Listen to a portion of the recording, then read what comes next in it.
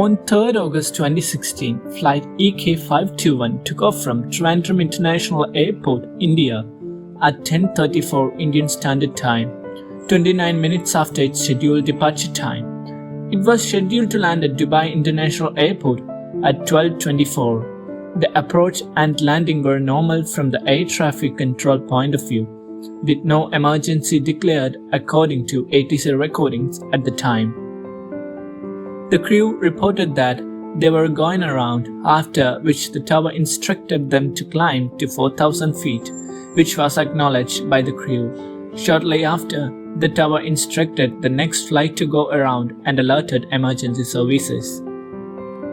Significant wind shear affected the aircraft airspeed through late final approach, and the aircraft touched down onto the 4,000 meters long runway 12L at a point approximately 1,100 meters beyond the threshold at a speed of 162 knots.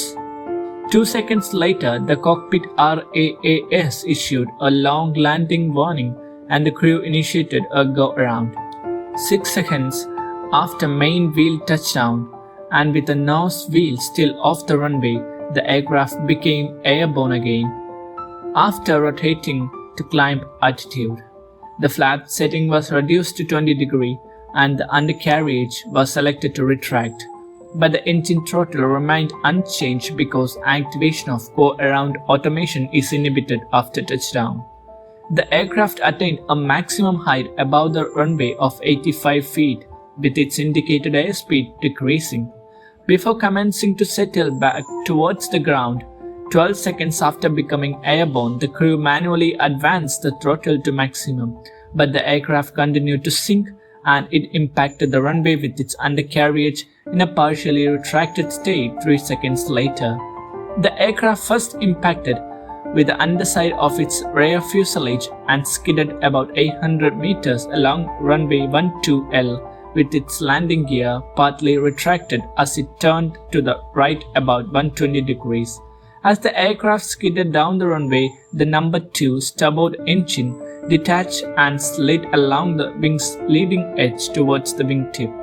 Firefighting appliances were at the aircraft less than 90 seconds after it came to rest, and started to fight fires at several locations as all 300 passengers and crew were safely evacuated.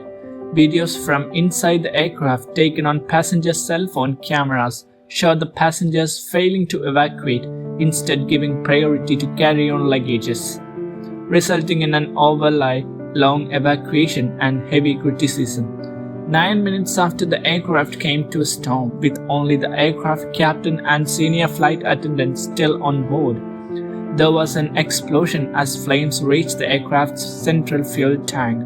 The explosion resulted in the death of a firefighter, a Ras Al Khaimah resident named Jazim Isa Muhammad Hassan. 32 of the aircraft's occupants were injured, including the captain and the senior flight attendant who evacuated after the explosion. The senior flight attendant was the only person among the passengers and crew seriously injured, suffering from smoke inhalation.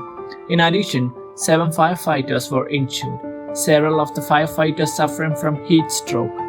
The explosion spread the fire to the aircraft's cabin. It took firefighters 16 hours to bring the fire under control.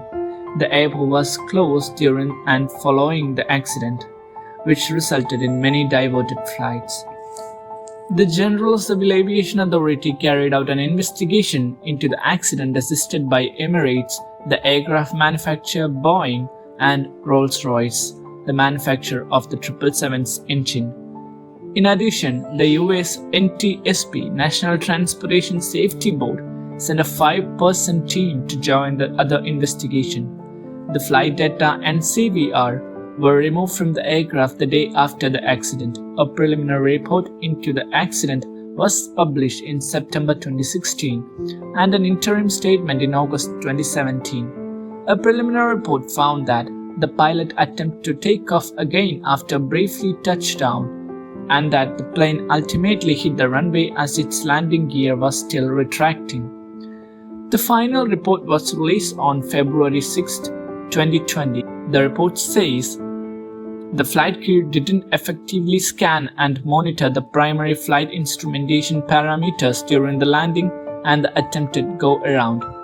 The flight crew were unaware that the auto throttle had not responded to move the engine thrust levers to the takeoff go-around position after the commander pushed the takeoff go-around switch at the initiation of the FCOM go-around and missed approach procedures.